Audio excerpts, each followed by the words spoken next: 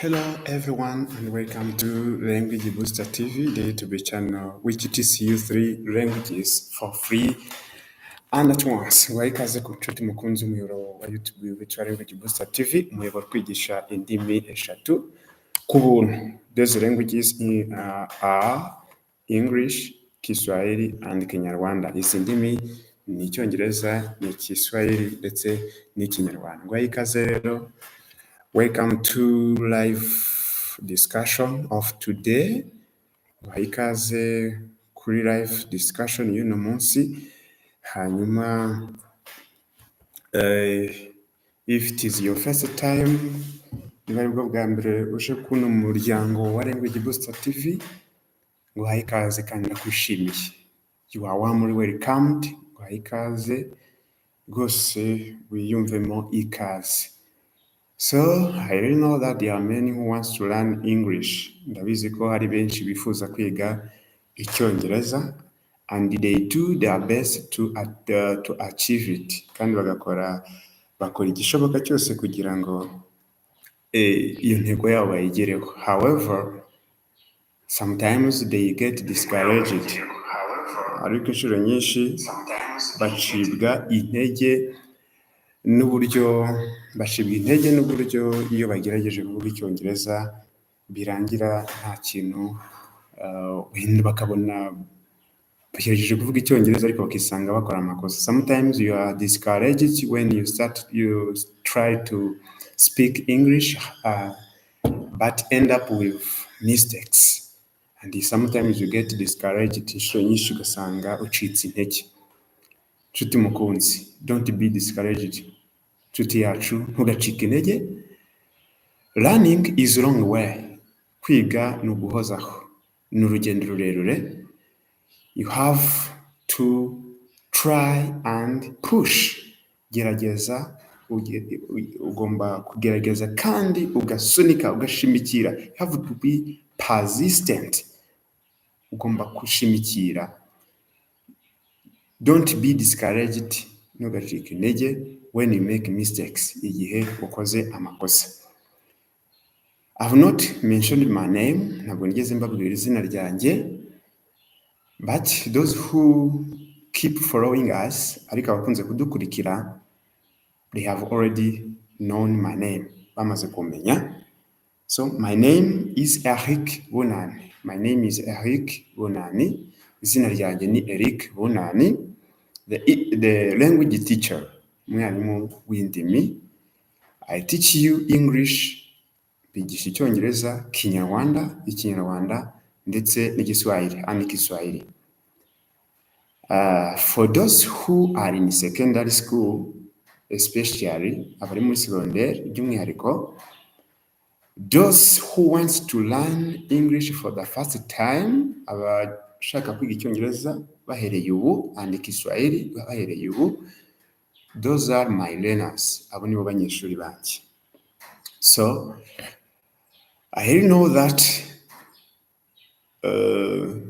you love what we do. Nzi neza yuko mukunda ibyo dukora, because I always receive your comments, message. Ndakubona ibitekerezo byanyu n'ubutumwa bwanyu, encouraging us, bidutera motivation, bidutera akanyabugabo, and telling us to keep up. Kandi mukatubwira yuko dukwiye gukomeza kuko ibyo dukora bibafasha. So, in this live discussion, muri iki kiganiro mbona nkubone, we are going to talk about 4 mistakes. Tugiye kurebera hamwe amakosa ane that many English learners do when learning English. Amakosa ane abanyeshuri biga Icyongereza bakunze gukora. And those 4 mistakes lead to failure in learning and attaining English fluency. Aya makosa ane niyo atuma abanyeshuri benshi birangira kumenya Icyongereza byanze.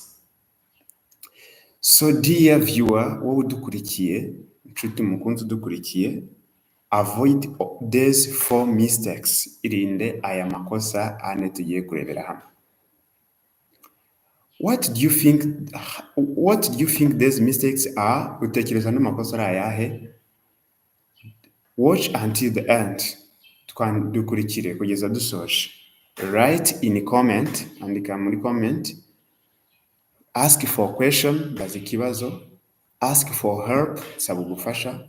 Suggest the video you want to learn, the lesson you want to learn next. Ushobora gusaba isomo wifuza kwiga ubukurikiyeho. Ask for clarification for the video you have not for the point you have not understood. Ushobora kubaza kuri video hari nka video warebye hakagira akantu tumvaho. You can also tell us motivational words. So no kutubwira amagambo yo kudukomeza no kudutera imbaraga. So welcome. Without taking too much time, sinakurirwa mbasaba subscribe kuko byo kubikora ni inyungu za twese. Ni inyungu kuri njyewe kuko mbona ko umuryango mugari ugenda waguka, ariko kandi ni inyungu kuri wowe kubera ko nawe every video that is uploaded here, video yose icishijwe hano, you can access it as soon as possible. Ushobora kuyigeraho ukahabwa message mu gihe cya bugufi. So okay. So without taking too much time, tudatwaye igihe, let us start. 4 mistakes that English learners do or make. The first mistakes, I have also to tell you that ngomba kukubwira ko kandi all these 4 mistakes ano makosa ane, if you are as long as you are making them, igihe cyose ukiyakora, your English is just a dream. Icyongereza cyawe ni inzozi, kiracyari inzozi. You will not know English as long as you make these mistakes. Ntabwo uzigera umenya Icyongereza igihe cyose ugikora aya makosa. Clear? So it means that bivuze ko you have to avoid these mistakes. Ugomba kwirinda aya makosa ngiye kukubwira hano. The mistake number 1, it is fear and inconfident. Fear and inconfident. Fear and inconfidence. When you have fear and inconfidence in whatever you do, you cannot do it well. Igihe cyose ufite ubwoba kandi ukaba nta cyizere wifitiye mu byo ukora byose, ntacyo wageraho. You cannot achieve it. Nta kintu ushobora kugeraho. So even the Bible says, those fearful people will not enter the heaven. Kubizera Imana, abanyabwoba ntibazajya hehe no mu ijuru. So you have to avoid fear in whatever you do. Ugomba kwirinda ubwoba mu byo ukora byose. Clear? So many students, they make these mistakes. Abanyeshuri benshi biga Icyongereza, birashoboka ko nawe waba urimo, bakora aya makosa. So you have to avoid these mistakes. You have to avoid these mistakes. Ugomba kwirinda these mistakes. This mistake, ugomba kwirinda iri kosa. Many students think that they will speak English when they attain the fluency, enough fluency. Abanyeshuri benshi batekereza ko bazavuga Icyongereza igihe bazaba bamaze kukimenya neza, bakumva nibwo bazakimenya. They have fear to speak. Bagira ubwoba kuvuga. And when they try, they are inconfident. Niyo bagerageje nta cyizere babifitiye. They laugh at themselves. Bariseka. Even when they make mistakes, they feel shy. Niyo bakoze ikosa, bumva bakozwe n'ikimwaro. They feel ashamed. Bumva bakozwe n'ikimwaro. But I have to assure you that, ariko ngomba kuguhamiriza ko when learning English, igihe wiga Icyongereza, You have to avoid fear. Ugomba kwirinda ubwoba. Try to speak any single sentence you have learned. Gerageza gusubiramo kandi uvuge interuro wize with confidence, wifitiye icyizere. And even if you make mistakes, kabone nubwo wakora ikosa, don't feel fear. Wigira ubwoba. Don't be inconfident. Wicika intege cyangwa ngo witakarize icyizere. We learn through mistakes. Kwigira mu makosa. Clear? We learn through mistakes. I always tell you one thing. Remember how you attained it, how you learned your your mother tongue. Tekereza, subiza amaso inyuma, wibaze uburyo wize ururimi rwawe. If you are Kinyarwanda speaker, nivuga Kinyarwanda, remember how you learned Kinyarwanda. If you are Kiswahili speaker, remember how you speak Kiswahili. Did you wake up in the morning and find yourself speaking English fluently? Did you wake up in the morning? Did you got from your mother's womb speaking Kinyarwanda? If your mother tongue is Kinyarwanda, wigeze uva mu nda ya mama wawe uvuga Kinyarwanda? No. We learn it. Twarakize. And remember, when we start to speak, igihe twatangiraga kuvuga Kinyarwanda, did we start with complex sentence? Twigeze dutangirana n'interuro yuzuye kandi ndende? No. The baby start by single syllable. Umwana utangirira ku mugemo umwe. Dada ku munyarwanda. Yes? After a word, but word containing a message. Ijambo rikubiyemo iki? Ubutumwa. Iyo umwana avuze ma, umva ko avuze mama. Yavuga da, ukumva ko avuze data. Iyo umwana avuze Ikinyarwanda akavuga first of all start by word. When you say jumba for Kinyarwanda speakers, for Rwandans, the baby can start by jumba. Jumba. Is it a sentence? No. Is it a complete word? No. But it contains a message. For English learner, the basic is communication. The function of a language is communication. There is no other function apart from this.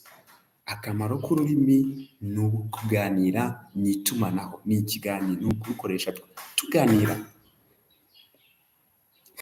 The basic is message. Try to think about how to deliver a message. Gerageza utekereze uburyo watanguza ubutumwa bwawe.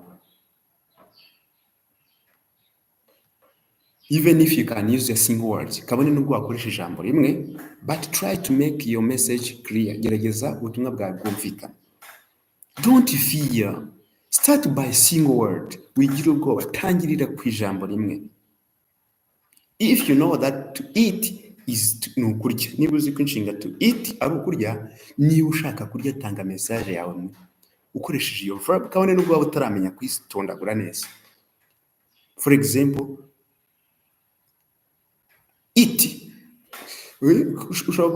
Bishobora guherekezanwa n'amajest n'ibimenyetso. Eat. Niba uvuze eat, urashaka kugaragaza ko ushaka kurya, kabone nubwo utaramenya kubiteranya ngo ukore interuro yuzuye. But you deliver the message, ariko utanze iki? Ubutumwa. So the first mistake for the learner, it is fear and confidence. Ni ukugira ubwoba kandi bakitakariza icyizere. Ariko mu by'ukuri utangiye none, if you start today, start to use English today, start by single word. Hano ngerageza kuba abacishiriza amasomo abafasha, ugafata agaterura kakavuze gutya ukagakoresha, ukakavuga uri fier, when you are confident. Ibituma umwana amenya Ikinyarwanda vuba n'urundi rurimi avukiramo, nuko afite confident kandi ntagira ubwoba bw'uri bumuseke, yumva ko ibyo avuze ari byo. Nawe igire nk'umwana uri kwiga ururimi rwa mbere, wumve ko ntawe uguseka. Burya n'ugusetse aba ari munsi yawe. Yes, try. So the first mistake is fear and inconfident. Kwitakariza icyizere no kugira ubwoba. Try today. Iryo kosa ryirinde. Niba wize interuro, hura na mugenzi wawe umubwire. If you meet your friends, discuss using a single sentence, using a single word, using a single expressions you have learned here and anywhere. Gerageza ukoresha ijambo, gerageza ukoresha interuro wize hano cyangwa se n'ahandi, ubwira mugenzi wawe mu by'ukuri Icyongereza. Try to communicate in English. Start, don't wait for a specific time. Wigire igihe utekereza runaka wumva ko uzavuga Icyongereza. So the second mistake is focusing too much on grammar. Focusing too much on grammar. Many students focus on English grammar. They focus on English rules and regulations. However, these end up with failure to attain English fluency.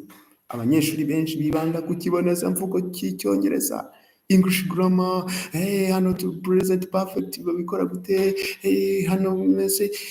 They don't learn English rules in the context. Ntabwo biga Icyongereza aho gikoreshwa, ahubwo bibanda cyane kuri grammar, which is very difficult to attain English through grammar. But rather, you learn grammar through English you have used. So when you are learning English, don't focus too much on grammar. Don't focus too much on grammar. Learn meaningful expression, meaningful sentence, meaningful words in its real context where it is used. Gerageza wiga interuro ngufi, wiga ijambo rigufi, wiga imvugo bitewe n'aho ikoreshwa. Don't focus too much on grammar. Clear? Even the young baby, never born with grammar. He speaks fast and the grammar comes last. Arabanza akiga kuvuga, hanyuma ikibonezamvugo n'amategeko bikaza ryari nyuma. Did you know that even Kinyarwanda speakers n'abanyeshuri banjye no mu Kinyarwanda ari Kinyarwanda, iyo tugeze mu kibonezamvugo baribura, amanota ntayo babona bitewe n'iki? They know to speak, they deliver the message, but the grammar is another thing. Bazi kuvuga, bazi kuganira, bazi kwandika, bazi kugize gute, ariko iyo bize mu mategeko y'ururimi ubumwihariko. So this is the same case. Uko ni nako bimeze mu Cyongereza. Start by learn English for the sake of communication. Iga Icyongereza ugambiriye kuvuga no gutumanaho n'abagenzi bawe. In terms of writing, speaking, listening, and reading. But grammar will come last. That is even why I don't focus on grammar too much. I focus on real expressions. Real expressions. Right. So, another mistake is failure to speak and wait for future time for speaking. Many students fail to speak and they wait for any time in the future I will be able to speak. I will speak as soon in the future when I attain basic skills in English. No, it is wrong. It's wrong. Ibintu si byo. Witegereza kuzavuga Icyongereza mu gihe runaka uzaba umaze kugira ubumenyi buhambaye muri cyo. Rather, we get the knowledge, skills, and ability to speak in English. We get fluency in English when we use it in its real context. Uzamenya Icyongereza ari uko ugikoresha aho gikoreshwa. What is the English specific for the market? At the market, how can you buy and sell things? How can you ask for permission? How can you ask for things? What is the language in your restaurants? What is the language when you want to talk about your routines? How can you speak about your routines? How can you talk about the past events? How can you talk about future plans? in its real context. You can get vocabulary, you can get even this grammar, you can get it. Don't do these mistakes. The last mistake is weakness in reading and listening. Nowadays, students, they have laziness in reading and listening to English videos, text, and podcasts. When you read, you access to different vocabulary. You can access to, even you can identify the structure of English. Iyo usoma, ushobora kubona inyunguramagambo, amagambo mashya ukamenya uko akoreshwa. Hanyuma kandi ukaba wamenya n'uburyo Icyongereza cyubakwa. So you have to read. Many students have weakness in reading. Abanyeshuri benshi muri iki gihe bafite ubunebwe bwo gusoma. That is why English is still a dream to them. Niyo mpamvu Icyongereza kikiri inzozi. Another thing is listening. If you want to learn any language, surround yourself with it. Niba ushaka kwiga ururimi urwo rwose, rwizengurutse aho uri hose. Read according to your pace and read according to your hobbies. Niba soma ibihwanye n'uko ungana urugero uriho, nturebe igitabo kigukomerera cyane, uhere ku rwego uriho, ugenda ujya muri etape step by steps. Listening, gerageza wumve. Listen to music, listen to movies. Ushobora gusanga umuntu arifuza kwiga Icyongereza ariko ari kureba filimi zisobanuye mu Kinyarwanda. Try. You can listen, you can read the lyrics of the song. Aho wakwigiramo vocabularies, wakwigiramo, even try to listen to native speakers. Gerageza wumve babandi bavuga Icyongereza cy'umwimerere bakivukiyemo. Wumve uko Icyongereza kivugwa. Listen. Try to listen. Try to guess the message. Clear. Listen according to your preference. Gerageza wumve ibihwanye n'ibyifuzo byawe. If you like sports, read documentaries about sports. Niba ukunda imikino, uva ibiganiro by'imikino. If you like gospel, listen to preaches and sermons. Gerageza wumve ibyigisho n'ibibwiriza biri mu Cyongereza.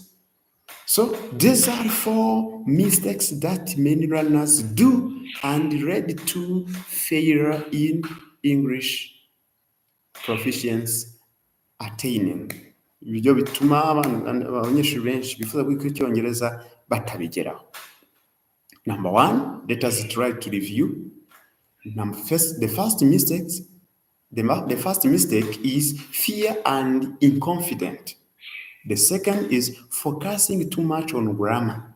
Number 3, failure to speak and wait for future time for speaking. Now, the last one, weakness in reading and listening. Dear viewer, mukunzi muvandimwe inshuti yacu, in this live discussion, have you listened the 4 mistakes wumvise amakosa ane that many students do, abanyeshuri benshi bakora, which led them to fail to attain English fluency, ari bituma batamenya Icyongereza? Have you ever committed any one of these mistakes? Haba hari ikosa rimwe muri aya ngaya ukora, or you commit all, cyangwa se yose yakora yose? Change right now. Hindura uhereye none. Change it. Tangira. Change it. Hindura none, uhereye none, hindura ibi bintu. Right? Your English will be good if you do this, and if you avoid this and follow our advice. So thank you very much for your time. Thank you very much for your much attention. Thank you very much for listening to our lesson of today. Subscribe, like, share, and comment wherever possible. Tell us the lesson you want to study. Suggest the lesson you want to study. Ask for clarification, help, or suggestion. Thank you very much. I would like to take this opportunity to wish you happy Easter for those who believe in it. Fasha uyu mwanya kandi nifuriza abizera Pasika kuzagira Pasika nziza. So, bye bye. I love you so much. Thank you.